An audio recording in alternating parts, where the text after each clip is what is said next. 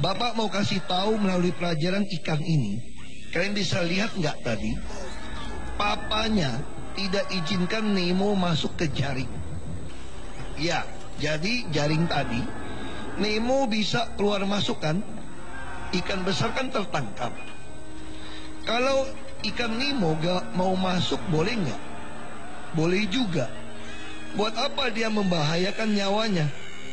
Dia masuk padahal papanya khawatir kalau masuk ikan gitu banyak bisa kejepit, bisa keangkat.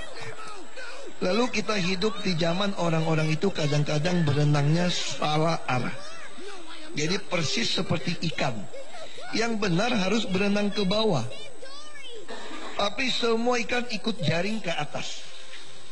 Kalau dibiarkan ikut ke atas, ikan-ikan ini ketangkap akan mati nggak? Jawab anak-anak, mati. Nah, bagaimana mereka bisa tahu apa yang benar? Nemo yang tahu. Waktu Nemo minta berenang berlawanan arah, kira-kira orang nurut nggak? Nggak nurut pertama. Jadi sama, kita hidup di dunia ini, kadang kita melawan arus, melawan orang yang ke arah berbeda sama kita, tapi kita tetap lakukan demi menyelamatkan dia. Dia bilang kalau nggak si Dory bisa mati nih, ikan yang biru tadi. Jadi papanya pun mengikhlaskan, merelakan anaknya untuk masuk. Lalu ketika dia mulai teriak minta turun, Nemo, papanya tahu nggak resiko Nemo? Tahu, bisa kejepit, mati ikan kecil. Lalu begitu terlepas, ada nggak ikan yang berterima kasih kepada Nemo yang terkapar pingsan? Tidak ada. Jadi inilah yang harus kita lakukan.